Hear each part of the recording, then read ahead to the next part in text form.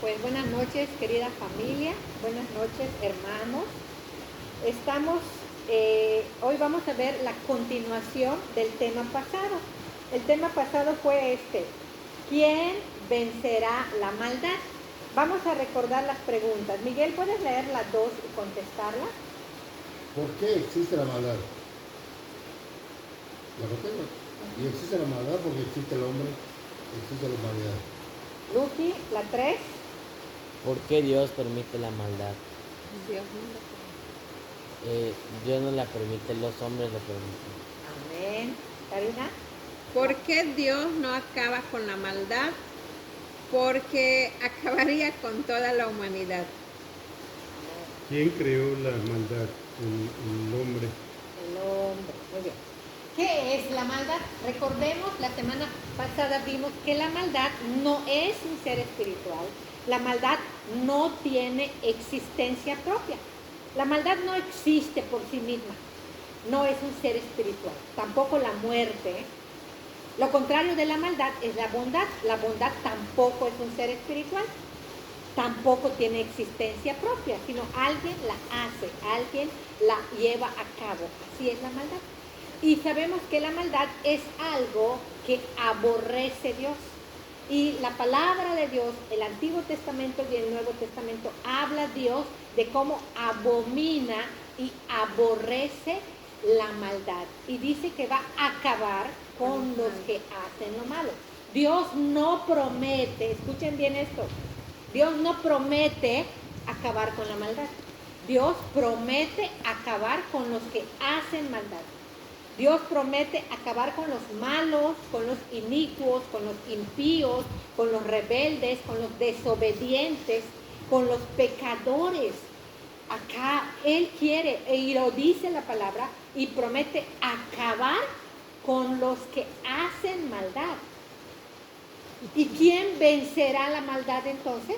Pues cada persona es responsable de vencer su propia maldad. Este es el tema de hoy. ¿Cómo vencer mi maldad? O dicho de otra manera, ¿cómo vencer mis malos actos? Este es el tema de hoy. ¿Por qué Dios no controla la maldad? ¿Por qué Dios no detiene la maldad? Eso también ya lo sabemos. Porque no somos títeres que Dios esté manejando como con los hilos. No somos robots. No somos muñecos de control remoto. Dios nos hizo a su imagen y semejanza y esto nos da la capacidad de decidir, nos da la capacidad de elegir nuestros actos. En eso somos semejantes a Dios. Por eso Dios no controla nuestra maldad ni la detiene. Ahora bien, que lo puede hacer, pero nunca en contra de nuestra voluntad. Por lo tanto, es un actuar juntos. Es que nosotros estemos dispuestos a vencer nuestra maldad. Es que nosotros querramos vencer nuestra maldad y suplicar a Dios que nos dé la fortaleza. Porque tenemos su Espíritu Santo, su Espíritu Santo, que nos va a dar ese poder. Recuerdan en Hechos de los Apóstoles cuando dice, y recibiréis poder y me seréis testigos en Jerusalén, en Judea, en Samaria y hasta los confines de la tierra. Ese poder que habla la Biblia es el poder precisamente para controlar nuestros malos actos, porque vamos a ser testigos de Cristo. O sea, que Dios vive en mí, que Cristo vive en mí, que Dios mora en mí, debe ser algo visible. Y para eso Dios nos da ese poder.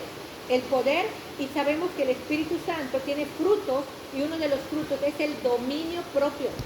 Y este dominio propio tiene que ver con poder controlar nuestros malos actos. Entonces está claro, no hay duda de que somos nosotros los únicos responsables de controlar nuestra propia maldad. ¿Qué pasa si nosotros no controlamos nuestra propia maldad? Pues se va a cumplir la promesa de Dios. Y hay muchos textos que hablan cómo van a acabar los impíos.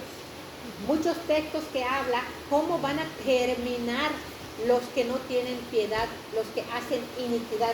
Hay muchos textos. Solamente vamos a leer Vamos a leer Mateo 25:41. Le pido a Luciano que lo lea. Mateo 25:41.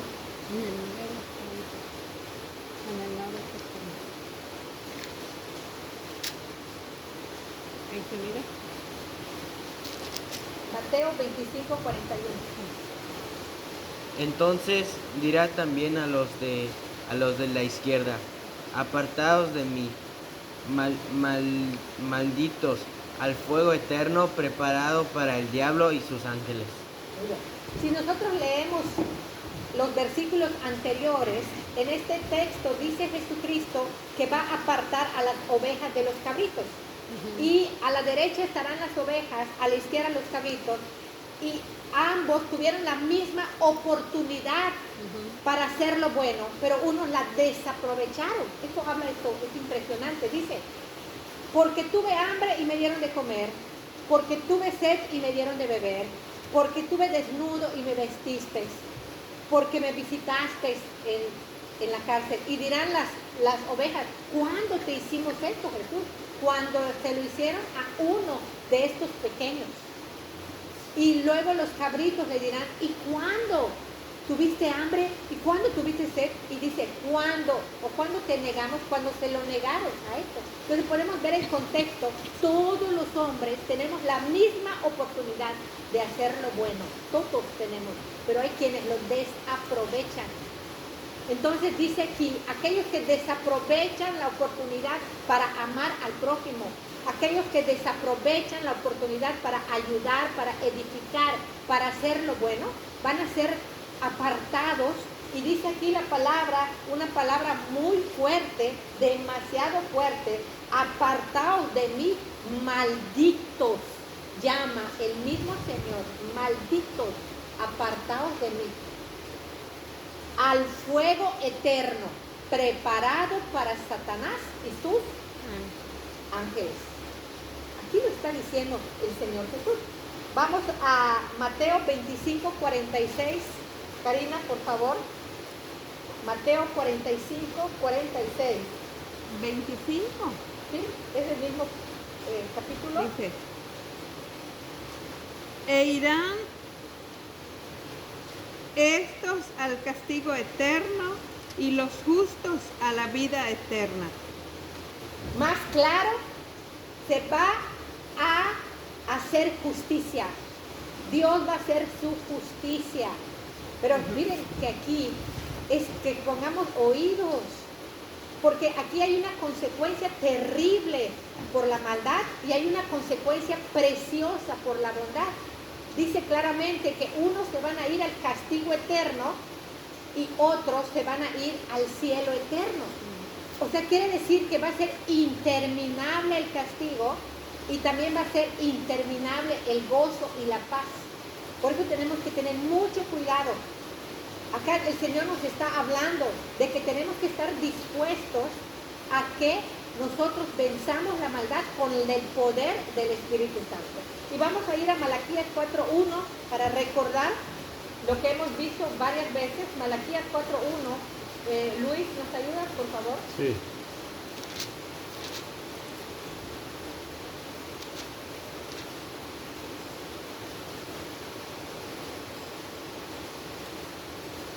Adelante. Sí. Porque aquí viene el día ardiente como un horno, y todos los soberbios y todos los que hacen maldad serán estopa. Aquel día que vendrá los abrazará, ha dicho Jehová de los ejércitos, y no les dejará ni raíz ni rama. Amén. La palabra del Señor nos dice qué va a pasar con los que hacen maldad. Dios ya se está cansando de la maldad. Dios ya está a punto de decir: ya basta. Porque estamos viendo que se está cumpliendo todas las profecías que dice en Mateo 24. Y es algo sorprendente. Dice claramente que Dios va a acabar con los que hacen maldad. Dice: viene el día ardiente como un horno. O sea, esto es una metáfora, desde luego. Pero imagínense el dolor que va a causar el sufrimiento, el tormento y el lamento de muchas personas que no quisieron dejar lo malo. Porque los abrazará. Abrazar quiere decir que los va a incendiar. Eso quiere decir abrazar, de incendiarse. Y no quedará ni raíz ni rama. Y hay muchísimos textos, demasiados textos que habla de que Dios va a acabar con los malos. Y por esto es necesario que nosotros nos preguntemos, ¿en cuál grupo estoy? ¿Estoy en el grupo de las ovejas o el de los cabritos? ¿Estoy en el grupo de los buenos o de los malos? ¿De los justos o de los injustos? Sabemos que no somos buenos nosotros, pero Jesús nos ha limpiado de nuestra maldad y nosotros tenemos que cuidar esa limpieza, esa pureza. Debemos permanecer limpios, debemos permanecer santos, debemos permanecer para Dios, porque si no lo hacemos es muy fácil caer otra vez en el grupo de los cabritos. Y vamos a ver entonces, ya entendimos por qué debemos vencer nuestra propia maldad. Y ahora el tema es cómo vencer mi maldad. Un pasaje que ya me sé de memoria y que también ustedes saben, dice la palabra del Señor: ¿quiero yo la muerte del impío? ¿No vivirá si se apartare de su mal camino? Claramente Dios no quiere la muerte del impío. Él quiere el arrepentimiento del impío.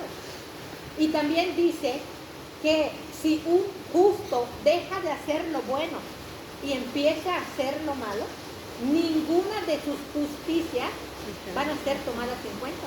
Así como al malo, los pecados pasados no los va a tomar en cuenta Dios, si se aparta de lo malo, va a ser justificado y va a ser declarado inocente. Así el bueno, si deja lo bueno, todo lo bueno no le va a ser tomado en cuenta y por su maldad va a perecer. Y todo esto ¿por qué? Porque es clara la voluntad de Dios. Dios quiere que se aumenten los buenos y disminuyan los malos. Es lo que quiere. Dios quiere que aumenten las personas que hacen bondad y quiere que disminuya el número de personas que hacen maldad. Sin embargo, la palabra del Señor dice que las cosas no van a ser como Dios está pensando. Vamos a ir Mateo 24, hermano Miguel. Mateo 24, vamos a leer del versículo 6 al versículo 12. 6 al 12. Mateo 6, Mateo 24, versículo del 6 al 12.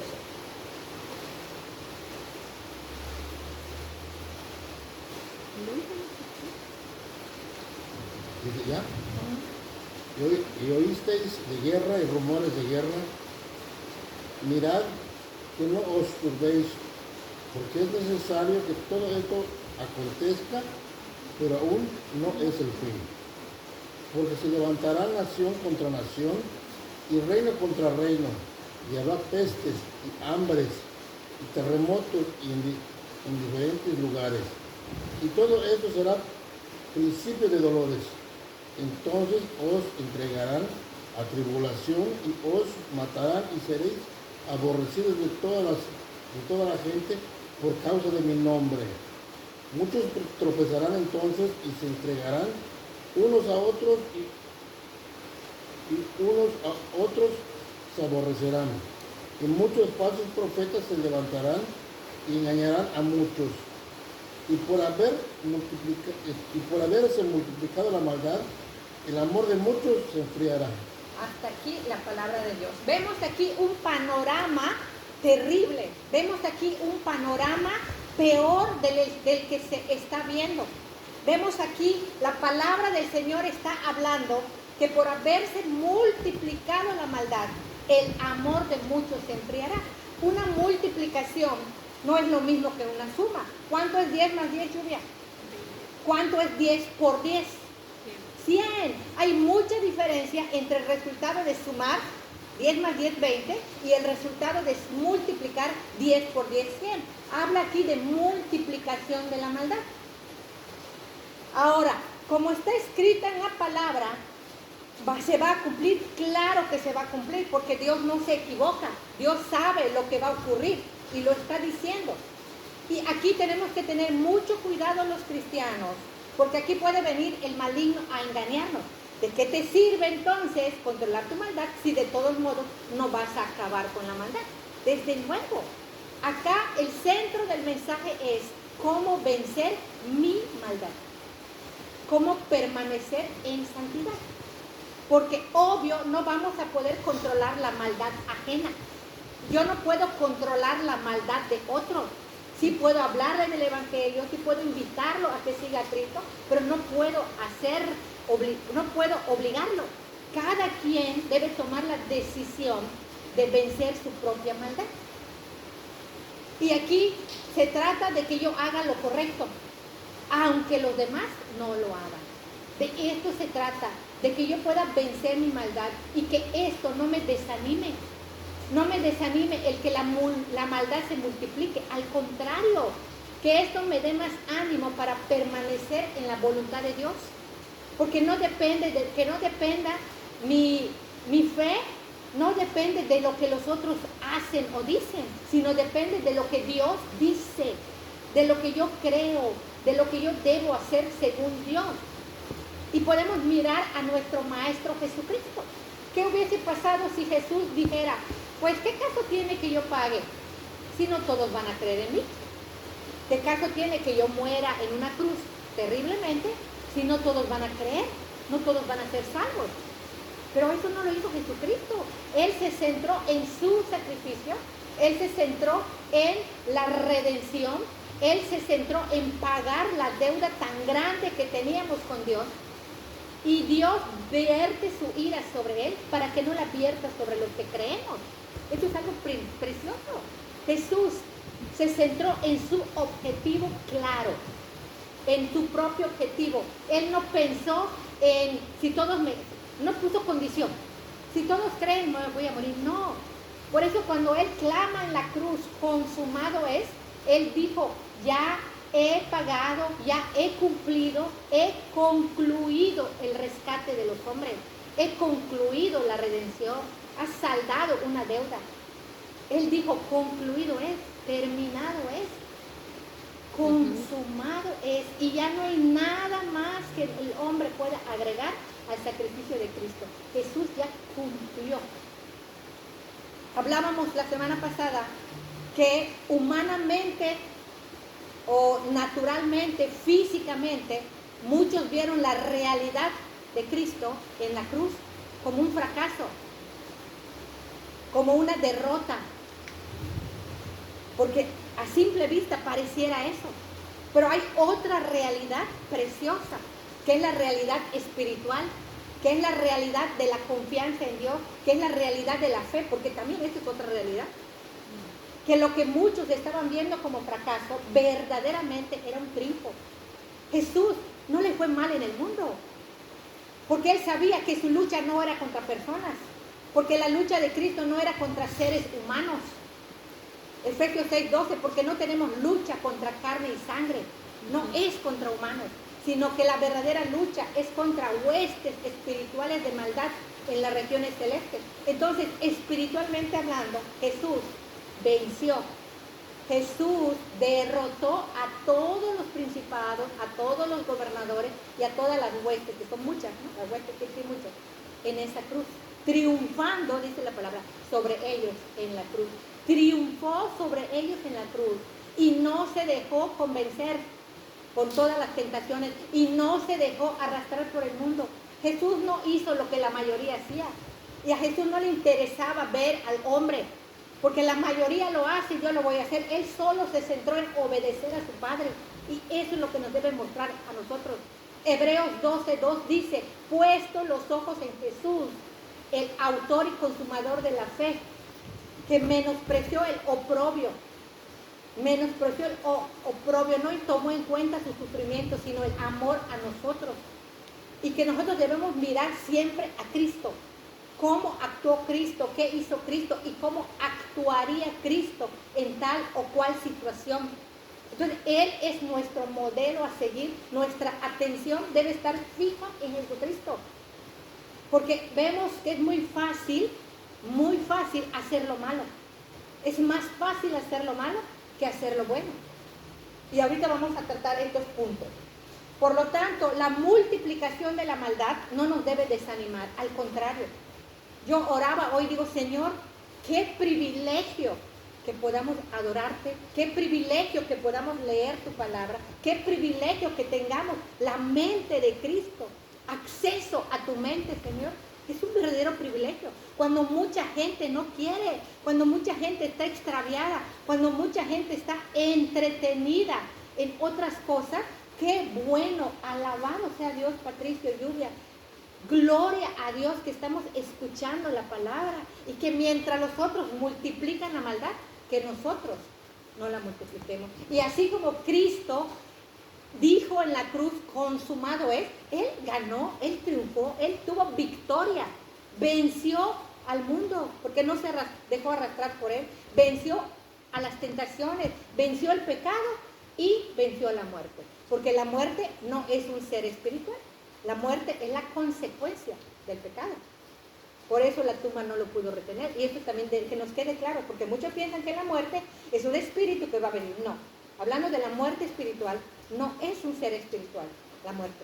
La muerte es una consecuencia. Por lo tanto, es necesario que centremos nuestra atención en Jesucristo, que nunca hizo maldad. El único ser humano que ha existido en todo el planeta Tierra, que nunca hizo maldad. Vean, nunca, ni una sola maldad. Y entonces se trata de que nosotros nos centremos en nuestra conducta, pero para poder controlar nuestra conducta, primero tenemos que controlar nuestros pensamientos. Porque lo que pensamos con frecuencia, eso hacemos. Entonces, ¿cómo podemos vencer nuestra maldad? Primero, controlando nuestros pensamientos. Y una de las cosas que debemos saber es que debemos nosotros reconocer nuestra maldad. No nos daría tiempo de buscar los textos, pero ustedes saben que el rey David en muchas ocasiones reconoció su maldad y suplicó el perdón de Dios. El rey David tiene el Salmo 32, tiene el Salmo 50, en el que reconoce su maldad. El apóstol Pablo le escribe a Timoteo y le dice, palabra fiel y digna de ser recibida por todos, que Cristo Jesús murió por todos los pecadores, de los cuales yo soy el primero. El apóstol Pablo reconoció su maldad. El apóstol Juan escribe, si decimos que no tenemos pecado, mentimos. Si confesamos nuestros pecados, Él es fiel de perdonarnos y de limpiarnos de toda maldad. El apóstol Juan reconoció. Entonces nosotros debemos reconocer nuestras maldades. Jesucristo no tuvo maldad. Jesucristo no cometió maldad, por eso Él no tuvo que reconocer. Pero los grandes hombres de fe y los discípulos de nuestro Maestro Jesús sí reconocieron su pecado. Y Jesús nos dice claramente en un texto que todos saben, Mateo 7, versículo del 3 al 5, Lluvias así, Mateo 7, del 3 al 5.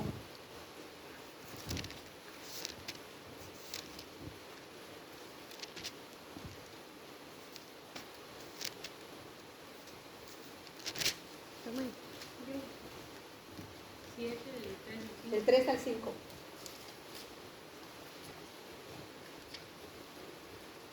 Dice, ¿y por qué miras la paja que está en el ojo de tu hermano y no echas de ver la viga que está en tu propio ojo?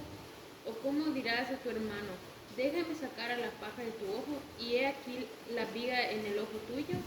Hipócrita, saca primero la viga de tu propio ojo, y entonces verás bien para sacar la paja del ojo de tu hermano. ¿Cuántas veces habla de viga y paja, Yobe? Muchas veces. 3 veces en estos textos habla de que saque la viga de tu ojo para que puedas ver, sacar la paja. O sea, este es un mensaje claro que nos está diciendo, no te fijes más en los errores ajenos, porque esto es una distracción, queridos hermanos. ¿Qué ganaría yo con ahorita mencionar los pecados de mis hijos, por decir un ejemplo? Es que Salvador es así, es que algo es así. ¿Qué ganaría yo? Si ellos no quieren vencer su maldad, yo solo tengo que orar por ellos. Ahora bien, yo tengo que centrarme en la viga que hay en mi ojo. Tengo que analizarme mis pensamientos, mi actuar, mi proceder. Es lo que Jesús nos está diciendo. Hipócrita, mírate tú, corrígete tú primero yo. Entonces es un entretenimiento, hermanos, cuando empezamos a ver a los demás y no nos miramos nosotros. Es algo terrible que pasa mucho, porque entonces vamos a ser distraídos y dice, yo no soy tan malo. Y nos comparamos con los asesinos, con los sicarios, con los secuestradores, con los corruptos, y decimos, yo soy bueno. Y error. Porque si queremos saber cómo realmente somos, nos podemos comparar. Sí, Hebreos 12:2, puesto los ojos en Jesús. Compárate con Jesús. Y entonces vas a saber exactamente en qué grupo estás. Jesús es nuestro modelo y siempre vamos a poner atención en su vida santa, en su humildad, en su mansedumbre, en los frutos de su Espíritu Santo, del Espíritu Santo.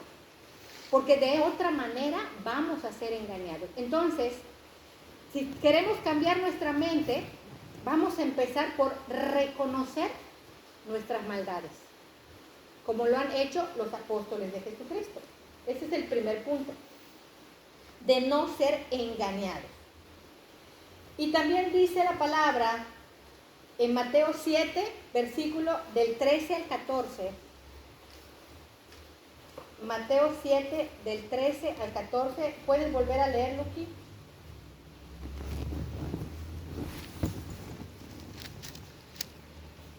Entrad por la puerta estrecha, porque ancha es la puerta, y espacioso el camino que lleva a la perdición, y muchos son los que entran por ella. Porque estrecha es la puerta y angosto el camino que lleva a la vida, y pocos son los que hallan. Vean aquí, el Señor Jesucristo nos está dando, nos está orientando y nos está dando una instrucción precisa. Entrar por la puerta estrecha, y habla de 2 puertas, una puerta ancha con su camino ancho y una puerta estrecha con su camino angosto. ¿Cómo se camina, cómo se entra, Lluvia, a una puerta ancha? Fácil, difícil. Fácil. ¿Cómo se entra a una puerta angosta, Miguel? Difícil. Quiere decir que la puerta ancha es muy fácil entrar, en el camino espacioso es muy fácil caminar, y en la puerta estrecha es difícil entrar y es difícil caminar en el camino angosto. En el camino ancho hasta puedes correr, vas a avanzar rápido. Óiganlo, estos son tips que Dios nos está dando. Agarras la puerta amplia, la puerta ancha, el camino espacioso, no vas a tener ningún problema. Vas a entrar fácil, rápido y vas a avanzar. Cuidado. Algunos que buscan poderes y no sé qué, y ahorita ya son pastores, ministros, apóstoles, apóstolas. Cuidado. En la otra puerta estrecha no es fácil hallarla, y pocos son los que la hallan. Pocos. Porque no es fácil hallar el camino angosto, y no es fácil. Los discípulos ya la habían hallado, es Jesucristo. Está diciendo que pocos han hallado ese camino. Entonces, ¿qué nos dice aquí la palabra? Que no va a ser fácil caminar el camino. Y no es fácil entrar por la puerta. Se necesita esfuerzo. Se necesita tiempo. Y tampoco es rápido. La puerta estrecha es Jesucristo. Es la palabra, es la verdad. Por eso tenemos que estudiarla, tenemos que escudriñarla y tenemos que ponerla por obra. Porque no solamente es llegar a la puerta y entrar por la puerta, sino que hay que caminar el camino angosto. Más claro, la palabra es bastante clara. Ahora bien, como ejemplos, ¿qué es más fácil, Patricio, orar o no orar? No orar. No orar. ¿Te has arrepentido por orar? No. ¿Y te has arrepentido por no orar? Sí. Es más fácil no orar que orar. Pero si te arrepientes por no orar y nunca te vas a arrepentir por orar.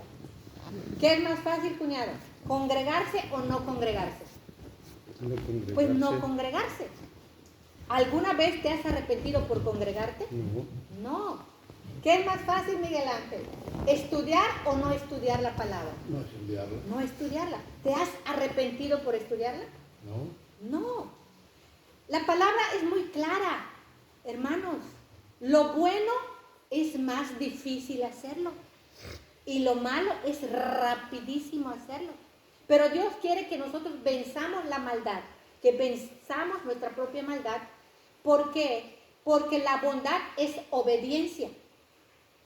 Porque la bondad, dice la palabra en 1 de Juan 5:3, pues este es el amor a Dios, que guardemos sus mandamientos, y sus mandamientos no son gravosos. Los mandamientos de Dios a nadie estorba, a nadie perjudica, a nadie daña. El resultado de obedecer a Dios es beneficioso para el prójimo, es beneficioso para mí. En cambio, cuando hacemos lo contrario que Dios, el resultado es terrible. ¿A quién le gusta que le roben? ¿A quién le gusta que le mientan? ¿A quién le gusta que la traicionen? ¿A quién le gusta que la sobornen? Entonces Dios quiere que venzamos la maldad porque nos ama, porque ama a todos. Entonces la maldad tiene resultados contrarios a la bondad.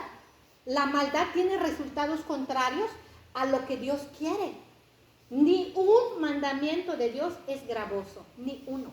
Ninguno perjudica a nadie y todos los resultados son buenos. Pero hay quienes no lo pueden ver, porque hay personas que a lo bueno le llaman malo y a lo malo le llaman bueno. Hoy en Petectunís decíamos, ¿por qué muchos se oponen a que estudiemos la Biblia? Pero no se oponen a ese grupo de borrachitos que están ahí haciendo cosas que no deben. Pero ahí están en paz los borrachitos. Y los que estamos predicando la palabra nos dicen cosas. O sea, como si fuera malo estudiar la Biblia. Cuando lo que Dios quiere es que todos vivamos de manera armoniosa, porque el pecado estorba las relaciones humanas. Porque el pecado o la maldad nos separa del prójimo. Y lo peor es que nos separa de Dios, la maldad. Cuando nosotros hacemos maldad, realmente estamos en contra de Dios. Estamos como declarándole la guerra a Dios.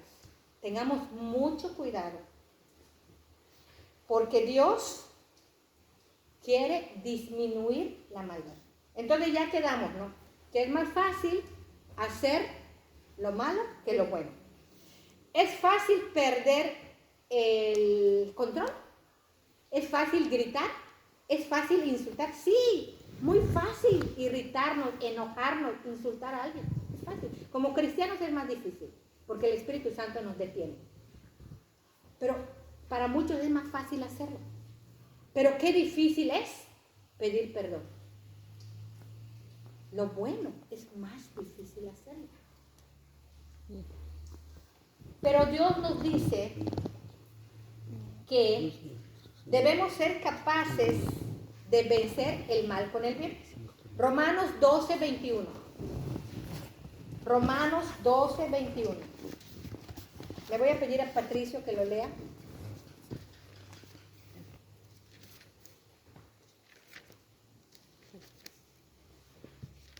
Romanos 12, 21.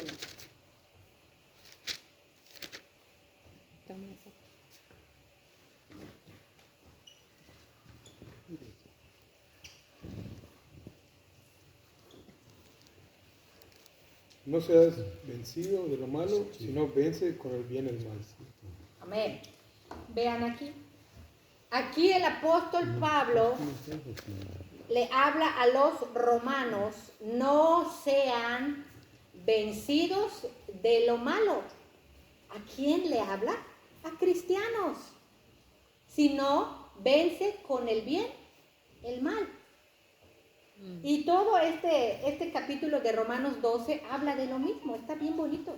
Hay una parte que dice: el amor sea sin fingimiento, aborreced lo malo, aborreced el mal y haced el bien. Y hay otros salmos, el Salmo 37, 27, apártate del mal y haz el bien. El Salmo 37, 3, confía en Jehová y haz el bien. O sea, es clara la instrucción para nosotros, que somos nosotros que tenemos que vencer nuestra maldad. Cada quien debe vencer su maldad. ¿Y cómo? Con el bien. Vence con el bien el mal. Todo se trata de actos. Todo se trata de decisiones. Por eso debemos estar orando en todo tiempo. Estamos viviendo tiempos terribles, hermanos, terribles. Cuando vemos que se está cumpliendo esta profecía de que la maldad se está multiplicando, así la maldad.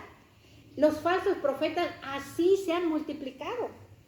Todos los que entran en la puerta ancha, falsas iglesias, falsas religiones, falsas doctrinas, puerta ancha, donde no hay esfuerzo. ¿Por qué lo digo? Porque la gente no quiere estudiar la Biblia. O sea, es curioso que yo estudio, antes de dar un tema estudio, estoy segura de lo que voy a hablar. Y hay alguien cristiano que siempre me ha dicho, cuando lo comparto: no, estás mal. O sea, confían más en lo que ellos han oído que en lo que les estás mostrando. Es la puerta ancha. No esfuerzo. No, o sea, la pereza se aplaude. Y Dios quiere que nos esforcemos para que podamos vencer la maldad. No podemos vencer la maldad, hermanos, si no oramos. Tenemos que estar en comunión con Dios. Dice: velad y orad, dice el apóstol Pedro, porque vuestro adversario, el diablo, anda alrededor buscando a quien devorar. Entonces, eso quiere el enemigo. Entonces, hoy hemos entendido que nosotros debemos vencer el mal haciendo el bien. Si sabemos que el resultado es bueno y agradamos a Dios haciendo lo bueno, pues tenemos que hacer ese esfuerzo, pedirle al Espíritu Santo: ayúdame, Señor. Yo sé que es bueno orar, pero es más fácil no hacerlo. Hoy quiero orar, Señor, y saca el tiempo para orar. No el tiempo que te sobre, saca el tiempo. Amanece, saco el tiempo. Saco el tiempo para leer, saco el tiempo para alabar, saco el tiempo para escudriñar, saco el tiempo. Porque eso quiere Dios. Y congregarnos y hacer su voluntad. Y el tema es muy grande, hasta aquí lo vamos a dejar, porque hay muchas maldades. Se trata de que cada quien reconozca su maldad, que haga su lista, y entonces empecemos a vencer esa maldad. Llámese como se llame. La maldad es pecado. Gracias a Dios por esta palabra. Y